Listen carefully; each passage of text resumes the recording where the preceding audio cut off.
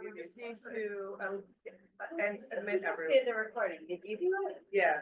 You know, it It kind just of does it did. automatically. No, it doesn't do it automatically, it's a matter of where it gets saved. Should I record onto the cloud?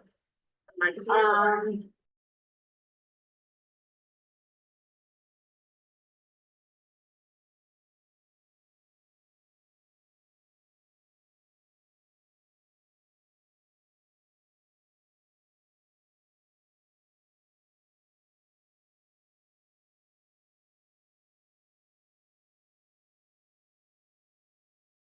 Feature.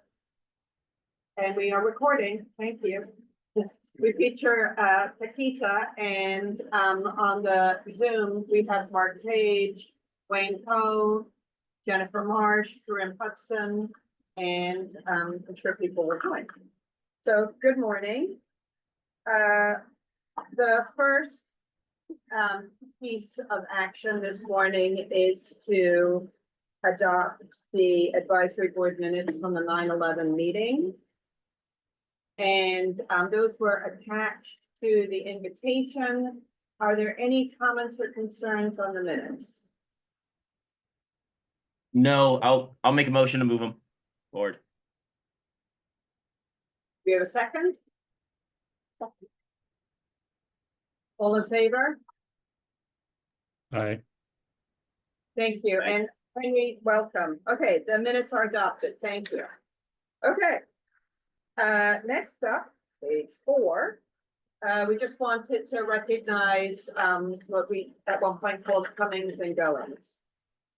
So first of all, Michael Jacobs, who was the Assistant Director for Economics since the beginning of IBO, retired in December of 2024 and is still collecting things, but promises to soon actually depart. He's been a wonderful friend and, obviously the highest caliber of work, and we recognize and appreciate everything he's done over the years. Paul Brackell is was appointed the Assistant Director for Economics in September. So there was a pretty strong overlap with lots of knowledge transfer. Paul was not new to IBO, had already been here for numerous years and so knows IBO very well, but was promoted. We also want to recognize a couple new hires. Sinray is the latest addition to our communications team. She actually began right after the September meeting. And Lizzie is Lizzie is our archivist, and she is actually charged right now, particularly focused on helping IBO organize for its move, which those of you who are here know that we talk about every day, and it's going to happen very soon. So that's the staff changes, and we also welcome Mary. I wanted to also, from the advisory board perspective, we also have 2 departures, and Jennifer March and Wayne Coe are both stepping down after ample and generous service to IBO. We are very grateful for the leadership and the knowledge, and I particularly thank Jennifer because she was board chair when I was hired. So thank you, Jennifer. Of course, everyone else was on board too. We know that. Kidding. Thank you, Jackie. So thank you, Jennifer Marsh. Those are the staff changes. Do you want to share the slides? I'm doing them. Yeah, do you want to? Actually, okay, we'll go to the. So next up, we just have the org chart.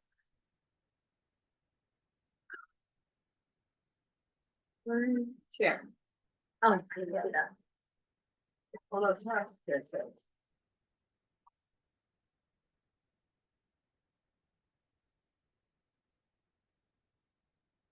They should be winning.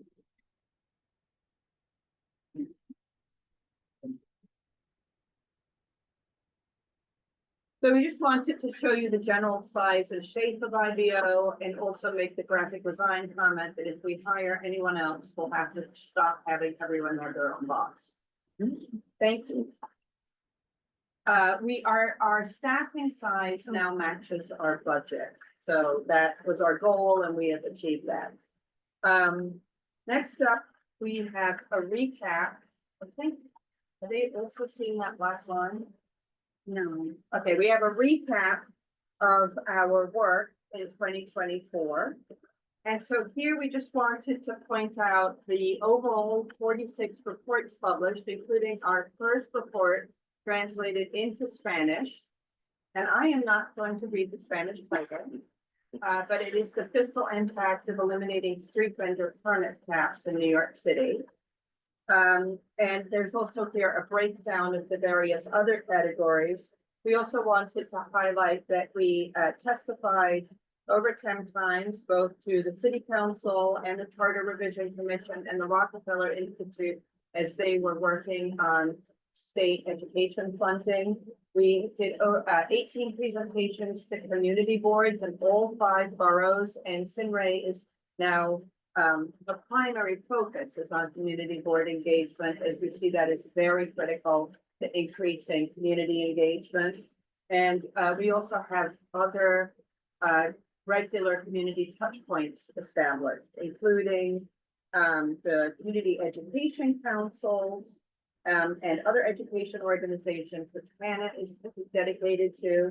And we are doing budget briefings after each mandated report with the press and advocacy organizations.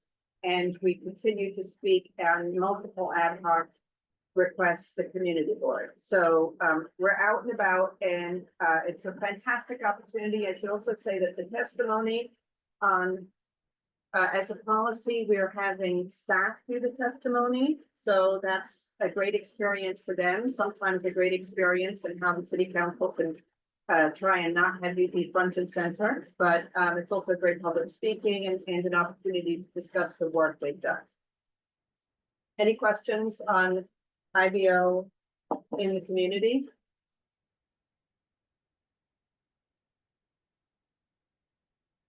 Okay. Okay, I think Tyne is going to talk about the anniversary conference. Yeah, so on November 13th, we had the 35th anniversary conference, and it consisted of 4 different panels with both current and past elected officials and other leaders, with the keynote address by journalist Errol Lewis. And importantly, we had some people, I think it was particularly in the first panel, who were actually involved in the 1989 charter process that led to the creation of IBO. That was Gretchen, and we also had a opening remarks by Fritz Schwartz, who was the chair. Unfortunately, we were in touch as part of the planning process, but they weren't able to attend. Frank Morrow and Eric Lane, who were also obviously part of the commission. And I know that I think for everybody, it was a really great opportunity to hear about a charter commission that brought about really fundamental change to New York City, and hear about what that process was like. And I know for our department in outreach, it was really interesting to hear about what it was like to try to really get at every corner of New York City and what that took, and to see the dedication that was given to that outreach at that time.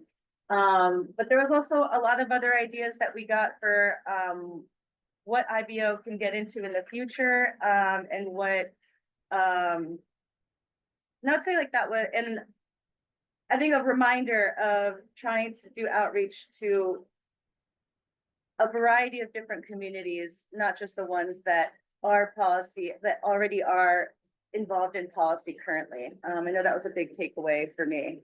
So it was really, it had over 150 people come. I know that the people that I talked to were really excited about all of the conversations that were being had, and yes, it was a great event. I think to me, first of all, we want to thank New York Law School for being the co-host, because they have amazing facilities. But to have 150 people sit with us all day and to listen to pretty rigorous conversation about both how it came to be, what the changes were, and what the future could hold was really, I think, an important function not just for IBO, but rather for the, to reflect the larger change of the charter. And it was also, I think, timely for people because November 13th is right after the election. And so we had just emerged from another charter revision. And there was a lot of discussion of how different charter revisions occur. And, 1989 was really transformative. So that was the focus. And now we're officially 35. Any questions on the conference? Okay, next we have recent work product. So we just want to, give we're not going to walk through this page, but just for you to peruse, to show a variety of some of the reporting that we have done. Again, these are basically questions or prompts from either individuals in elected officials or in community and or issues that come up in hearings where we realize we have relevant information. And again, we wanted to, highlight the various places that we're also testifying, like this lists out some of the topics and other presentations that we've given above and beyond our community boards. So you see, IBO is out and about. Now we're going to start focusing in on 3 reports. The first of that is the first of our mandated reports. In other words, the charter required report, and that is the response to the November plan. As a reminder, there were 2 additional mandated reports in parallel tracks, a response to the January plan and a response to the executive. But I'm going to ask Cole to start talking about the November plan. Oh, good. Okay, so yeah, we just wanted to give kind of a broad overview of some of the points contained within our response to the November plan. Here you can see our gap projections in comparison to the administration. We're anticipating a slightly higher surplus in 2025, and that's because our revenues are almost identical. But we are anticipating reduced spending in areas such as asylum seekers and citywide personnel spending. And then in future years, IBO is predicting a larger budget shortfall than the administration that will need to be closed. And in the out years, we have higher revenue expectations, but also higher spending expectations. And several of my colleagues here can answer any questions that anyone might have about spending specifically, but I first wanted to turn to our economic and revenue forecasts. So as some people, I think in this room have noted that this kind of defies the recent pattern that in November, IBO often has a much different revenue outlook than the administration. And that's because in recent history, the general pattern has been that the administration makes minimal or little change to its economic and revenue forecast, and IBO does.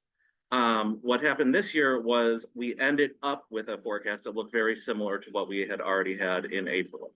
And that's not because we didn't redo it, it's because there were counteracting pressures. So economic strength in the macroeconomy through the summer with stronger growth than falling inflation would have put upward pressure on our economic outlook.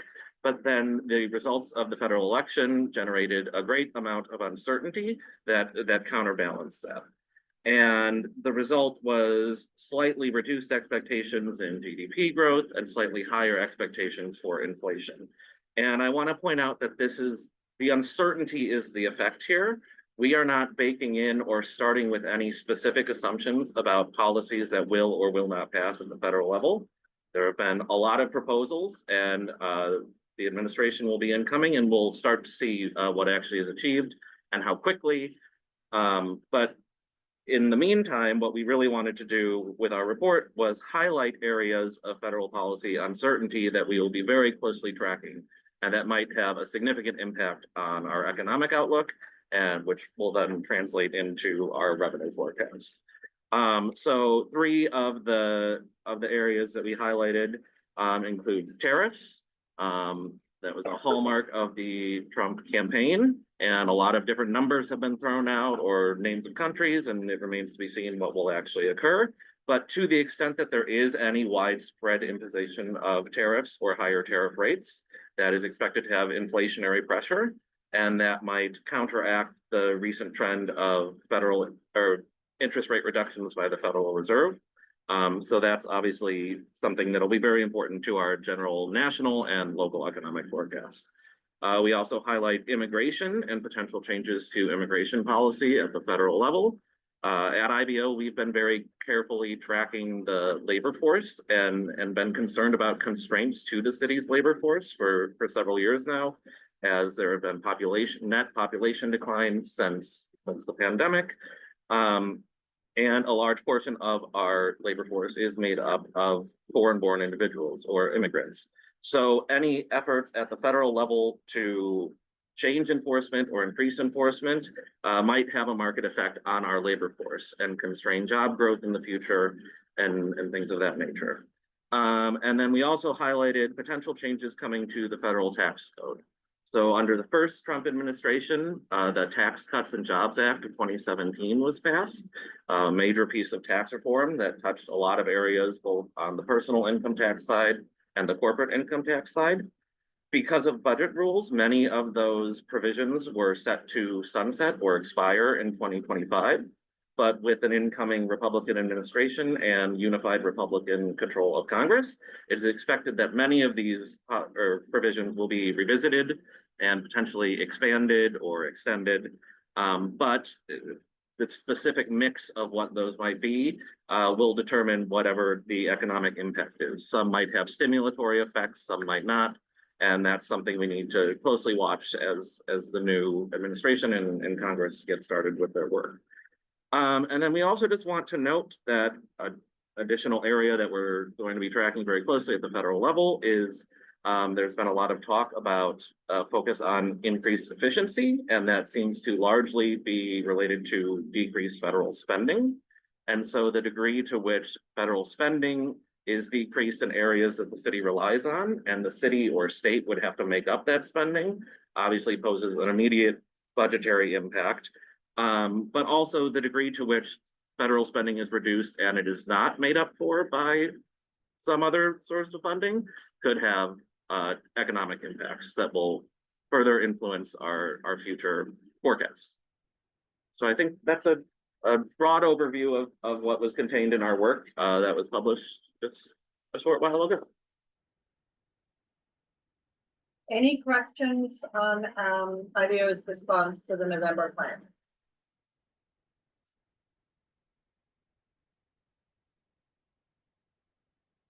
Okay, seeing no questions, I just do want to add one footnote, and that is that a part of our work around the November plan was closely analyzing the actual costs for asylum seekers and the actual number of asylum seekers, and that IBO report will be published shortly. Okay, the next page. Is that me or you? Can you go? You. There.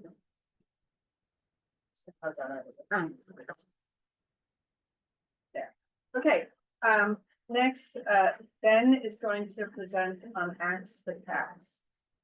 Yeah, so the Adams administration announced a proposal last month called Axe the Tax, which would partially or fully eliminate the city personal income tax for certain filers at the lower end of the income distribution. So this is obviously something that would affect the city's budget and also the personal budgets of many individual New Yorkers. So IBO decided to do an analysis of exactly who in the city would be affected by this, how many tax filers would have their liability reduced, and by how much. And what we found is that as the proposal is currently stated, it's actually quite small in scope.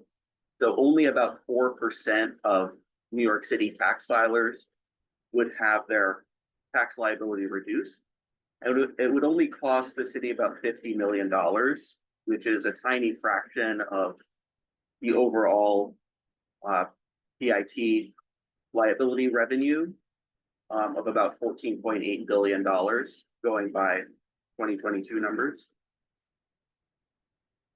And so we made this chart to summarize some of the main points. at the top of this chart, we have the total pool of New York City personal income tax filers, about 3.85 million filers in 2022.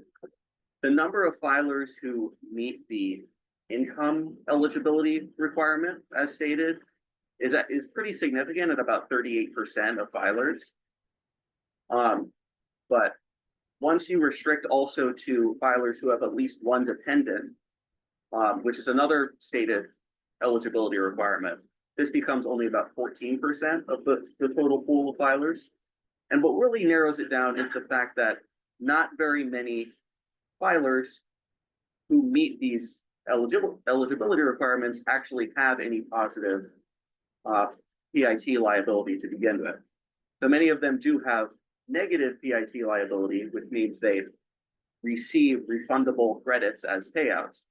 But as stated right now, this proposal would only apply to filers who have positive personal income tax liability after the credits are applied. So it turns out that only a pretty small fraction, about 4% of filers, would actually receive any benefit from it.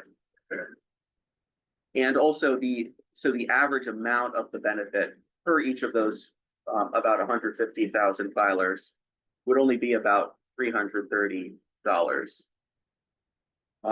And so this was really striking to us because it kind of sounds like a really sweeping proposal, but we just thought the public should be aware that only a very small fraction of filers would receive any benefit from it, and it would be pretty small.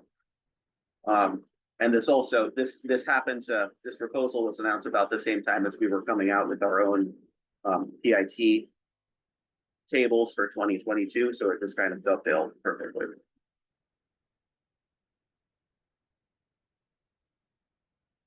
Thank you, Ben.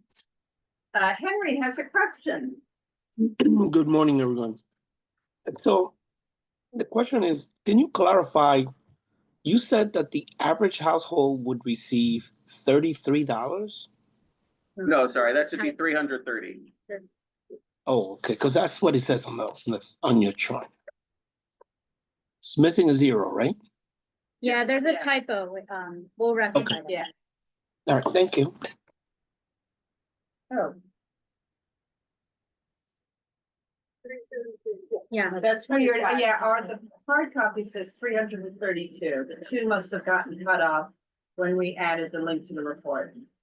Sorry. Can I ask, do you have, of those who would benefit from, I guess, this deeper credit or larger EITC relief, like what's the profile? What's well, they're at the lower end of the income distribution. So the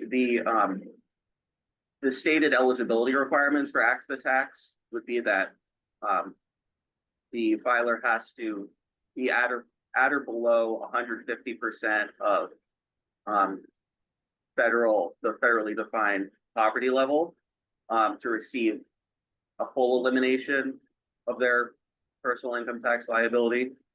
And there's also a partial elimination for people who fall a little above 150% of federal poverty. And the federal poverty level is defined differently for different family sizes. So the profile of people who would receive a benefit from this are on the lower end of the income distribution and typically with larger family sizes. But it's still only it's only a very small fraction of the overall pool.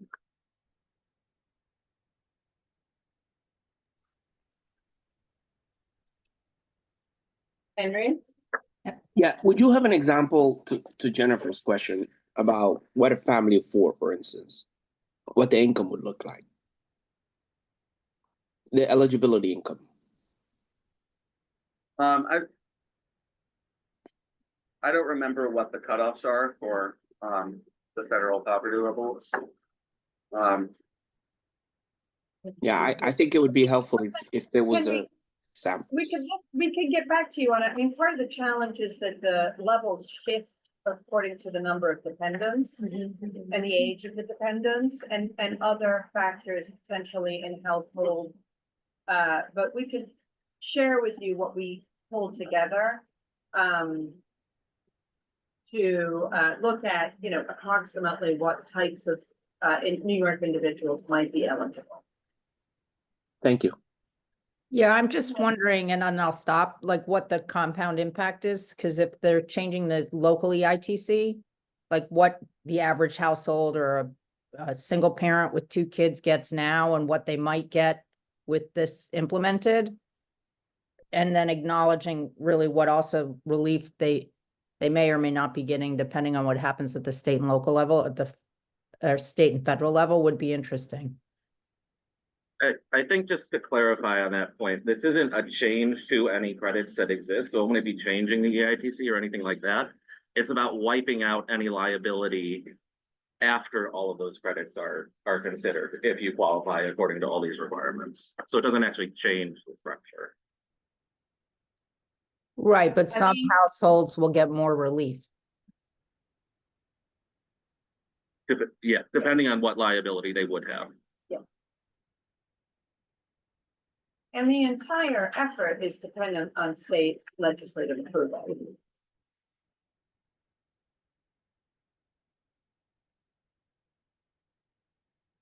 Well, the governor just proposed a child tax reform. I mean, she might be open to this. If Do you have Trump- any sense of what the likelihood is of legislative follow through on this?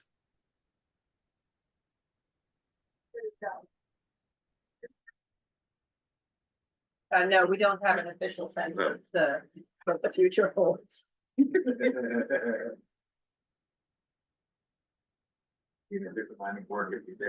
Um.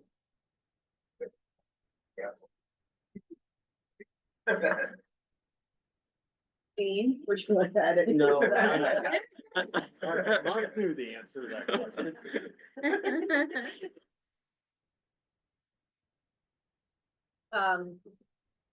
Okay, any other questions on Axe the tax?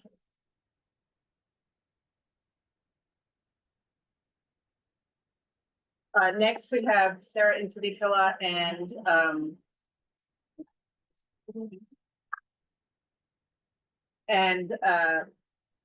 affordable housing.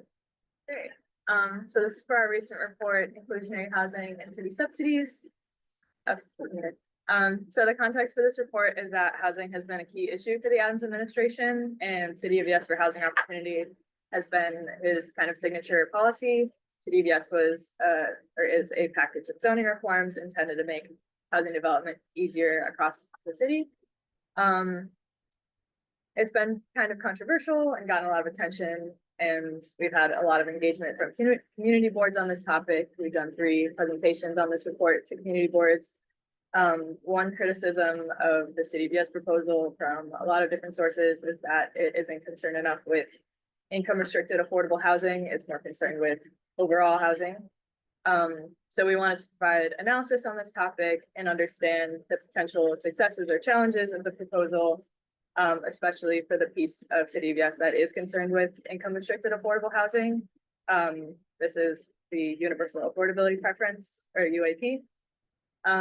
So to do this, we compare and contrast the approaches that Bloomberg and de Blasio used in their housing plans in the past. And we look back at how those methods produce housing in order to understand how Adams' proposal might play out. And so one note is that we only look at new construction programs in this paper. We don't look at preservation programs because new construction has really been the center of Adams' rhetoric and proposals around housing. So when we look back at the housing plans of Bloomberg, de Blasio, and Adams, we see that there's kind of 2 main types of policies that mayors can use to promote housing development at the city level. One is city subsidies, where HPD, the city's Department of Housing Preservation and Development, provides low-cost financing to affordable housing developers. And the second is inclusionary housing, And this allows developers to build higher than the zoning otherwise allows in exchange for them providing some portion of affordable housing in their development. And so looking back at how mayors have used these, everyone has emphasized affordable housing subsidies. And even though this hasn't been like the center of Adams' rhetoric around housing, he is still emphasizing city subsidies for housing. We also found similarities among their inclusionary housing programs. So this piece of City of Yes, the universal affordability preference is one type of inclusionary housing program where developers can build 20% higher in return for that extra 20% being affordable housing. So this program shares some similarities with existing inclusionary housing programs, mandatory inclusionary housing and voluntary inclusionary housing. And so these similarities are the basis of our analysis. So our analysis is from 2010 to 2023, and we look at how much housing has been produced using inclusionary housing and or city subsidies, how much the city spent to produce that housing, and how affordable those units were. So the major finding of this analysis is that city subsidies and inclusionary housing are often used together instead of separately. So since 2017, when MIH was introduced, this is in the chart in the middle, the majority of city dollars for subsidies went to projects that also participated in inclusionary housing programs, shown by the yellow and red bars. So although inclusionary housing is a zoning program, it does impact city spending.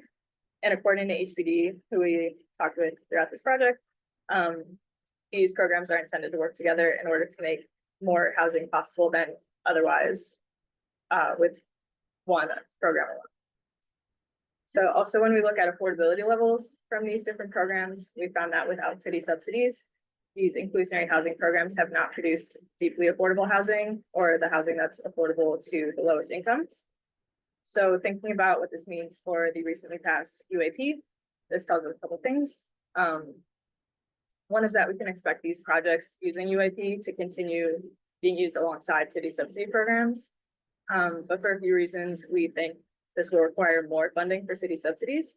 One is that shown by the map on the right, UAP is expanding this type of program to much more of the city than otherwise, or than it already applied to. We have the yellow and red parts of the city showing where inclusionary housing exists now. And the blue is where UAP is expanding that type of bonus to. So because it's covering much more of the city, especially lower rent areas where these IH programs are not as well suited, that's one reason we expect it'll require more funding. And second, UAP is targeting lower incomes and deeper affordability levels than the existing voluntary inclusionary housing, which generally requires more funding in order to succeed. So to conclude, we expect that UAP will have an impact on the city's budget. And if the city wants this new program to serve the deepest affordability levels, it will likely need more funding for city subsidies in order to do so.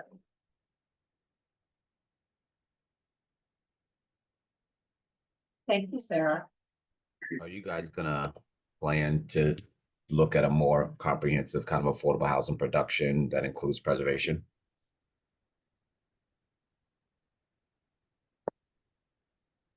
Yes. Okay, good, because I think that will tell a story. I mean, I agree that inclusionary housing is to be mostly a new construction program.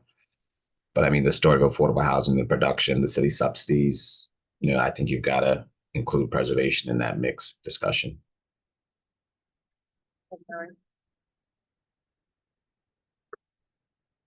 And Mary? So I'm not sure if I'm asking the same question.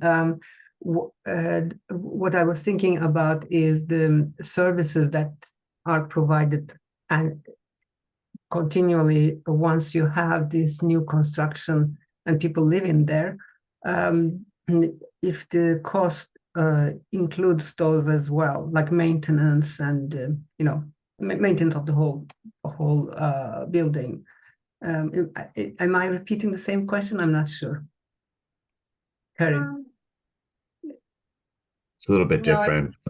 Yeah, I think he's talking about a portion of the housing, overall housing portfolio that wasn't analyzed in this report. And I think you, Mary, are asking about the costs, not just the Yeah. building, post it building, ongoing maintenance costs. Yeah, that's what I'm asking, yes, yes. The way they kind of project out maintenance costs over a period of time when they are deciding on how to finance the projects upfront. So that's something that's considered in deciding, how much subsidy or financing a project would need, but definitely maintenance costs over the long term might require more additional preservation funding years out. So that is definitely a consideration. Yeah, I And mean, what- essentially what happens is that when you figure out what your sources you need to build the housing, right? The amount of permanent financing that you can take, which is your bank loans, is going to be determined by your operating expenses that are projected out. So that'll be one piece of the puzzle, right? And then essentially, if you know what your costs are and you can satisfy them with the perm costs, whatever you can't satisfy with the perm debt essentially is what you're going to need in subsidy.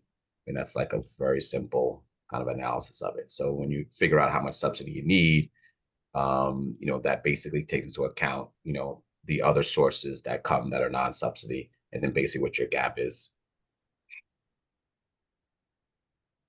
I mean, you're trying to look at the total cost, I think, but part of that is what are the tax benefits that run forward on these projects? Is that relevant? I would think it would be. It's definitely relevant. There were some data issues with bringing in the tax benefit information on these projects, but definitely going forward, the new UAP program is intended to kind of be used with the new 485X tax exemption. So that is definitely a consideration in the cost system.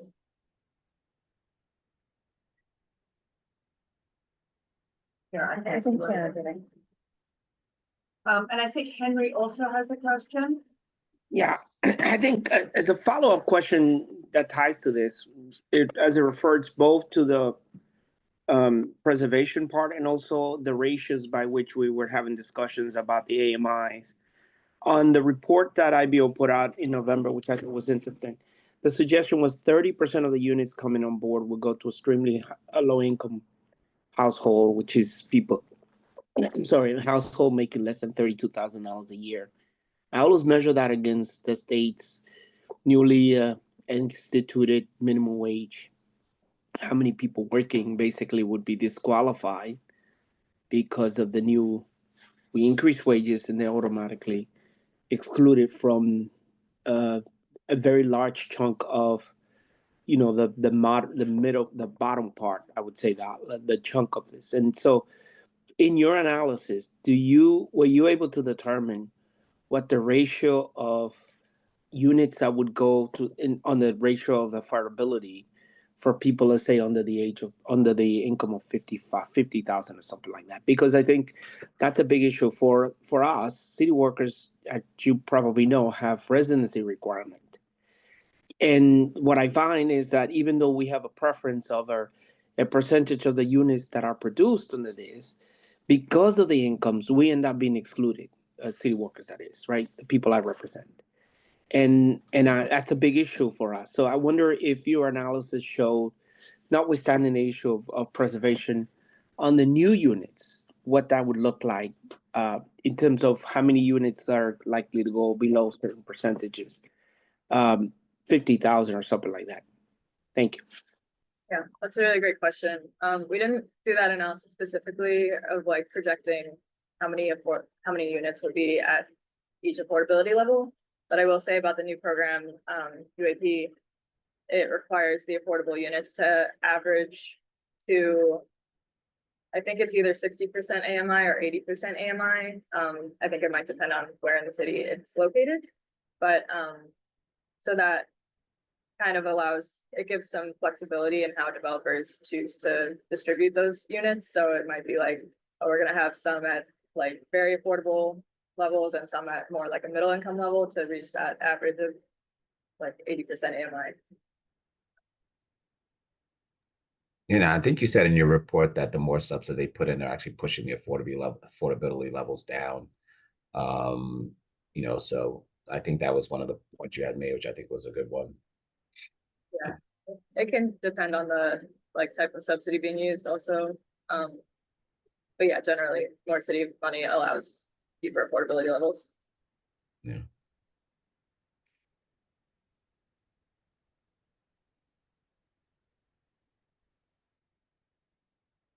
Any other questions? It's not a question, but a comment. I will say that in the past, a lot of these houses have been produced with pension money investments, right? And so the very problem that we have, as I said, as a trustee, is that you invest in a good thing, which is affordable housing for New Yorkers, but then you exclude the very same New Yorkers whose pension money have been invested, right? Many of the people are in this room or virtually. And I think that's a travesty. I think it's for folks that are required, mandated to live in the city, whose pension money is being used to build new affordable housing, to be told that you're going to be excluded because your organized labor was good in raising your wages and getting a contract. So I think that's always been our problem, right? We want to be right. And my pet peeve has always been we invest more in affordable housing in the streets of Germany than we do in the streets of Brooklyn.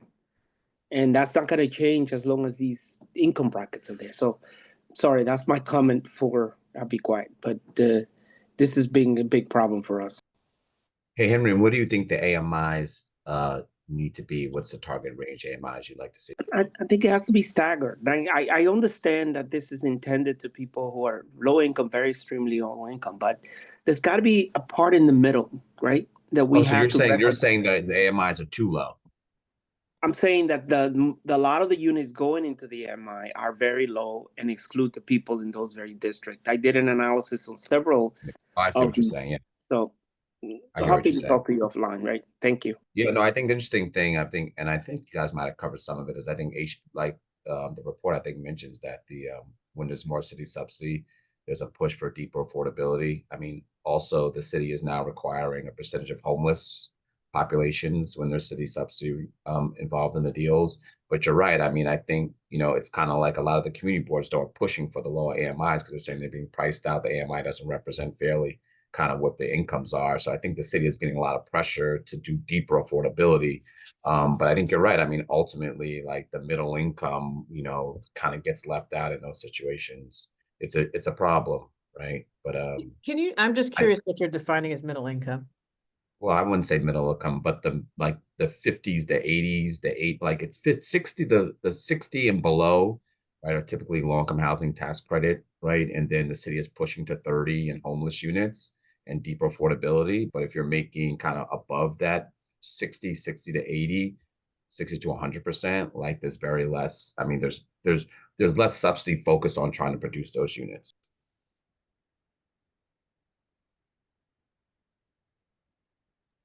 Is there I just a felt like it was question? the reverse under the prior administration, which was it wasn't deep enough. Yeah, I think that's what I'm saying. Targeting middle income. So I'm like, right, the city is getting pushed to do deeper affordability now with the subsidy we're getting. So, but I think the point that the gentleman was making was that Henry was making is that people who are in that 50 to 80% can't qualify for the deeper affordable units, and so there's an issue there. Mm-hmm. The community boards are often pushing for deeper affordability. They want to see 30% or less AMI. So there's a little bit of a counter push.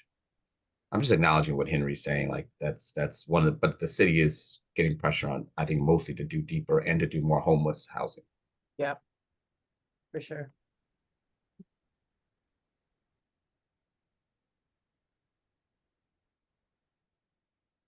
Is the money actually being spent? Does the city actually manage to expend the amounts that you're showing? Yeah, the data we use in this report is all dollars. Sorry, can you speak up? Oh, sorry. It's the data we use is spent money. So Mark, did you hear that? I'm sorry. One more time. okay, well, the data we used is for spent dollars. So I would say yes. Expense dollars, does that mean expended or does that mean appropriated? Sorry. I just said spent. Spent. Money that's been spent. Spent. Do you have any idea of how that compares to what's appropriated? Not exactly for this report, but, we're doing kind of a separate analysis about that right now. And we'd be I happy guess to follow up I- once that's completed, yeah. Yeah. Well, and there were Thank you. major additions. As there were, obviously, there were major additions or discussions, major additional pots of money. As the proposal went through, the CVS proposal went through. Voting at the city council.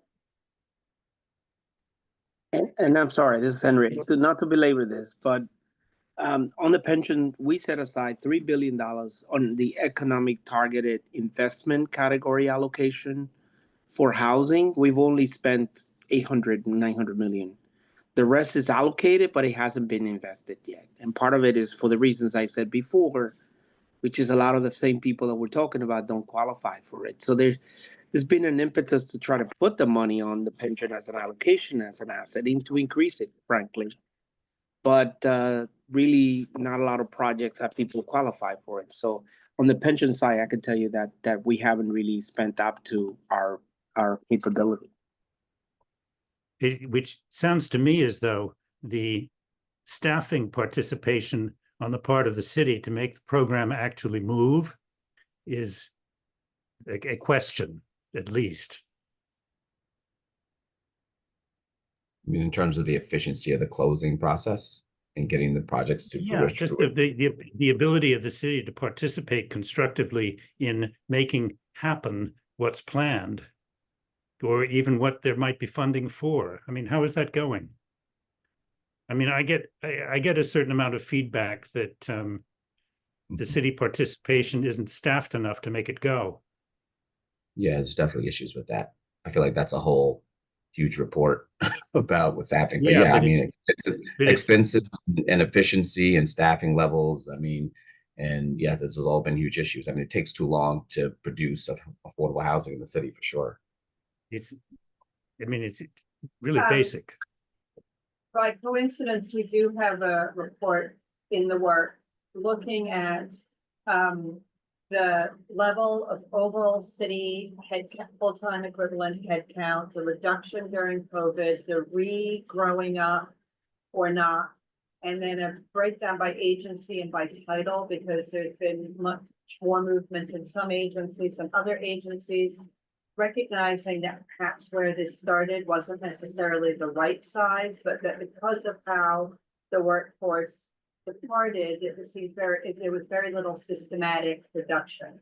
And so we're trying to highlight operational challenges within city agencies to perform a lot of expected functions because of the changes in the workforce.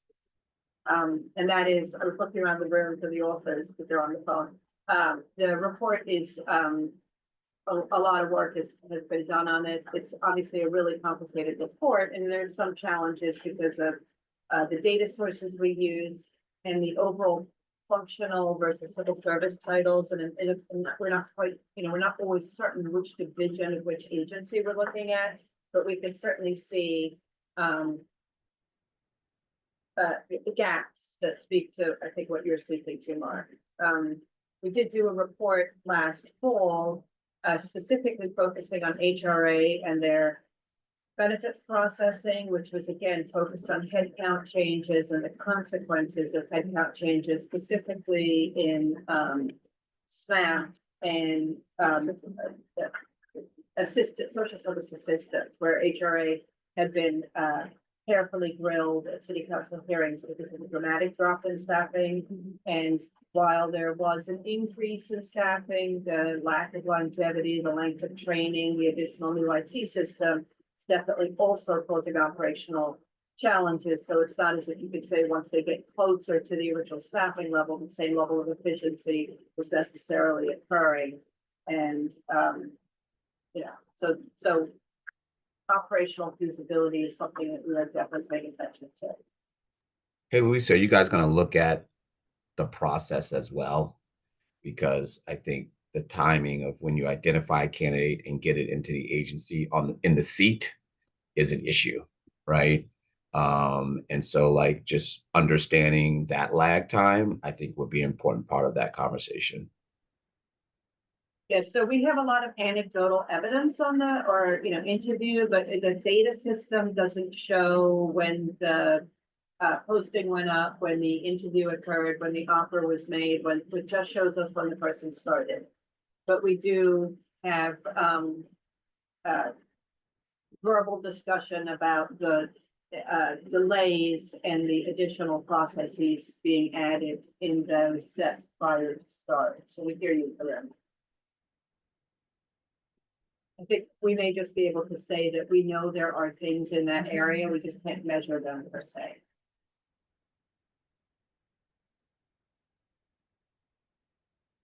Any other questions on affordable housing?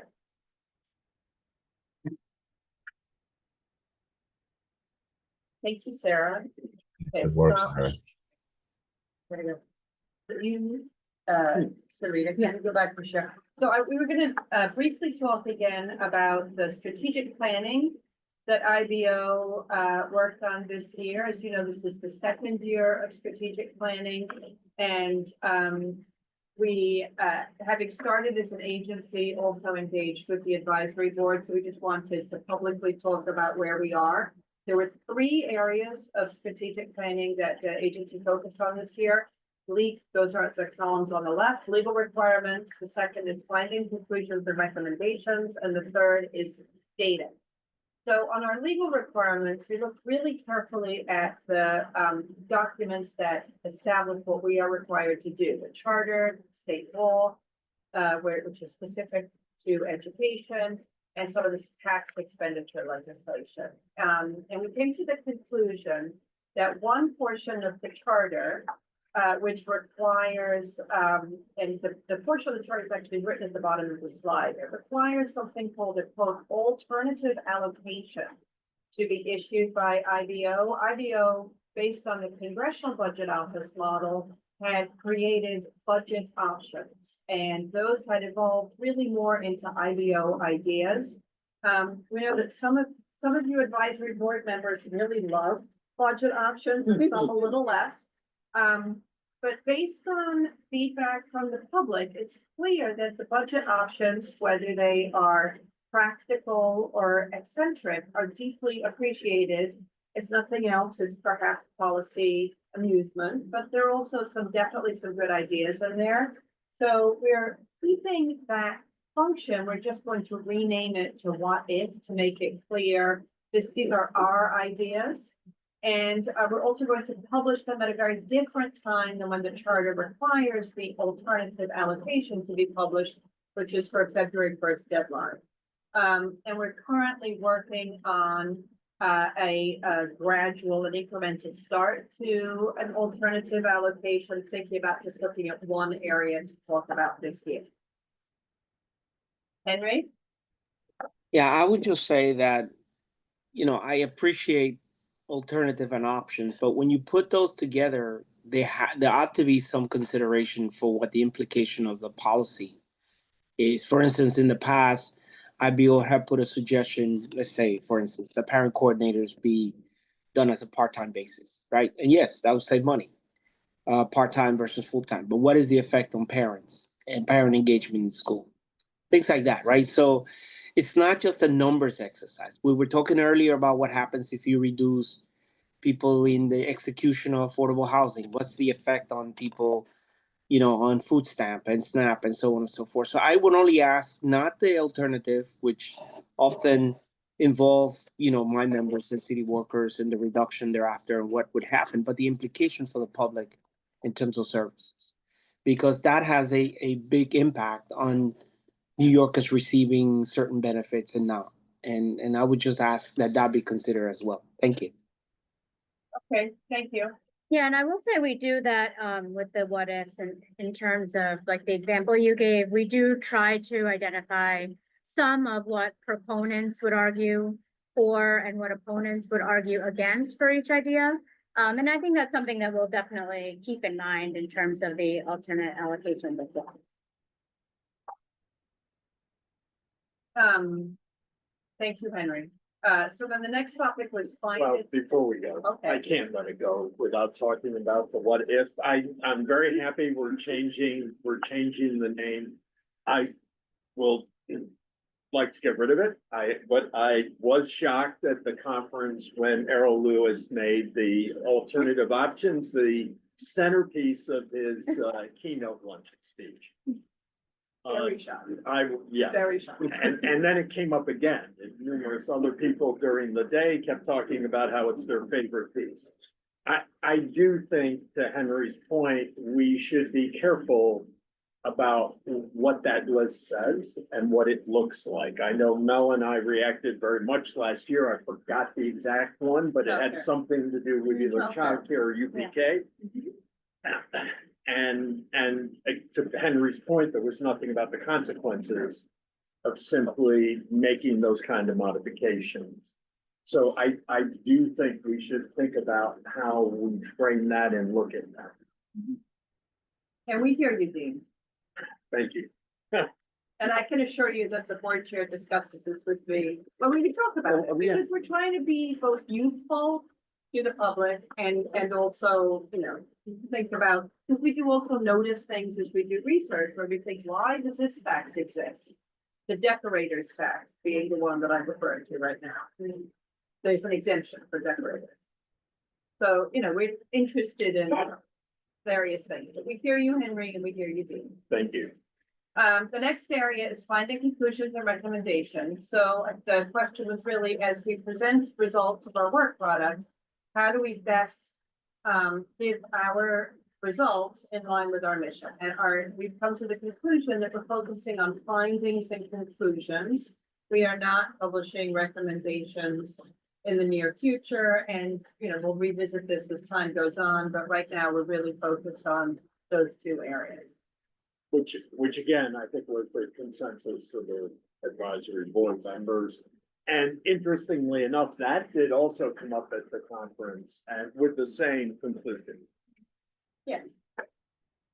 And the third area we've done a great deal of work on is our data, and the charter mandates that we may receive any data set that we ask for unless it contains personally identified information or is somehow, for other reasons, legally extremely critical, private. And so we are carefully analyzing how we collect data, how we store our data, and how we use our data. So factors that are impacting this are, one, the entire independent budget office information technology environment is, as we speak, in the process of moving into the Office of Technology, OTI, the former DeWitt, the city's IT office, so that we will be part of the larger universe and be able to participate and rely on OTI's knowledge and assistance, which will definitely help with storage and usage. We do have a new website on the horizon, and I have committed that it will launch by March. Excellent. It is very close to done. As anyone who's ever launched a website knows, you know, the last 2% can take 30% of the time. But we feel it will be significantly more easy to see our work product and also to communicate with us and for us to communicate other types of updates. And internally, working with city agencies, we formalized our data collection procedures so that folks understand when we're asking and timelines and why we're asking, just to clean up the process. So that's sort of the result of our strategic plan. You want to take it? Any questions on, apart from the points around budget options, any other questions around strategic planning? Mary? Yeah, we had discussed this in a previous meeting, and you had what came out of the meeting was that with some city offices, it was very difficult to get the data. You had to wait for a long time, and they were not very forthcoming. So this move to OTI, if you can elaborate on that, I would appreciate it. Does it mean that it will be easier to get some of this data that was Yeah, difficult. there's sort of two different issues. The move to OTI is we're basically moving our technology environment. So we're going to be within the larger city's IT environment, which means we have the advantage of a department with many different areas of expertise. We can participate in city contracts to get better pricing on the hardware and software we purchase. We'll be more easily participating in the various ways that the city IT department provides IT services to both mayoral and non-mayoral agencies. So that it's sort of like we've moved to a new house, whereas the data requests are individual to agencies, and we have everything from MOUs, like an MOU with the Department of Education, all the way through to individual data requests that result in frank and comradely discussions between general counsel. Some agencies are simply more willing to share data than others. But the charter is pretty clear on where we are. And so, we're working on having the data that we need to do our work move more rapidly so that when we need updated data, we're not waiting months to receive that.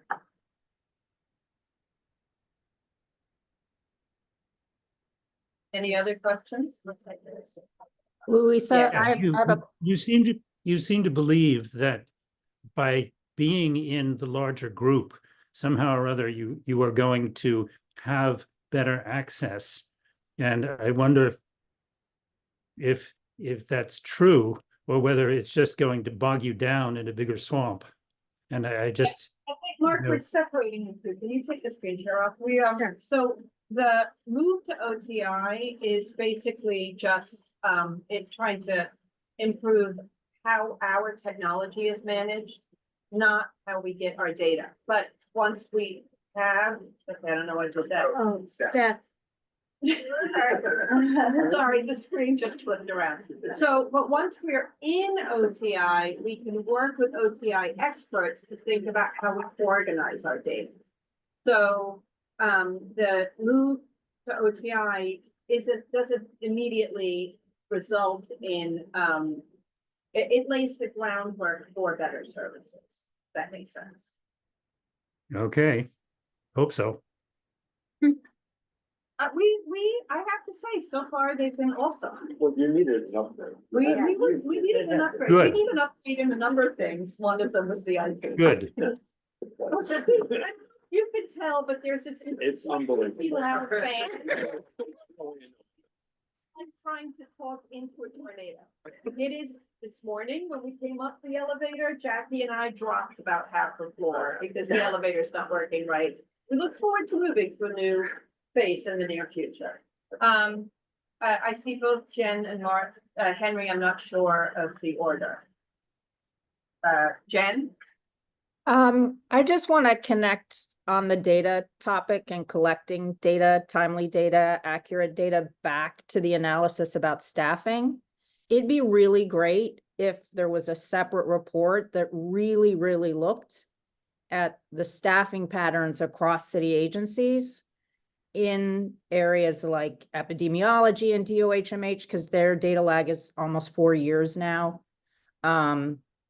Department of Education, I know Sarita and I have talked many times, but I know the team at CCC has dealt with 6 different data teams since this administration came into office. There's a real, there's been a profound loss of staff and staff expertise in the collection and dissemination of information. And it's really problematic, and it'd be great if you dug in there. Because I just don't know, from both an internal planning, execution, implementation, tracking perspective, as well as an external advocacy perspective, without really solid information on who gets what where, it's really problematic. So I would devote time and attention to those staffing patterns in particular. Yeah, we can certainly look at specific titles and staffing, in particular agencies. And Henry? Yeah, if I could follow up, I think that's a really important point. I think if you look at not only staffing, but what the lack of data and staffing results in the city losing revenue. I think Dean and can tell you this, we worked really hard on school nurses, for instance, and reimbursements of Medicaid, right? And so how the lack of school nurses is actually slowing down the process for us to collect revenue for Medicaid. We're back at it, Dean. Like, lower the nurses, lower the rate. So it's not just staffing for staffing's sake, for the sake of here's the size of the city's workforce. So, and again, I don't want to belabor the issue about budget alternatives, but there are things that have been put in the past that say things like, well, eliminate, longevities or annuity, which is an option. But if you do a contract extension to pay for those, as we've done in the last 3 rounds of bargaining, the city is getting a value for it. So that value is not being accounted when you do a contract extension on the 1%, right? So yes, you save on the money, elimination of those 2 things, but you are not taking into consideration what the city loses by an extension that is essentially a zero for city workers that has a value on the basis of 1%. And that extension is paid for out of the collective bargaining agreement. So when you put the budget alternatives, there's no recognition of the offsets that happen. Just a suggestion, folks. I'm not just trying to defend my people. I am, but hey. We hear you. Thank you, Henry. Any other questions on strategic planning and or related topics? So the last page of the deck just gives the meetings for the upcoming year, which are in every quarter, March, June, September, and December, and we will be calendaring those and sending them out to all of you. So, that's just some housekeeping. Is there anything else anyone else would like to bring up? We're gonna close the meeting. Oh, We did it. Okay, with no other items, we close the meeting. Thank you very much. Thank you. Thank you, guys. Thank you. Sorry, I'm late. That is. Thanks, everybody. Thanks for everybody. That is.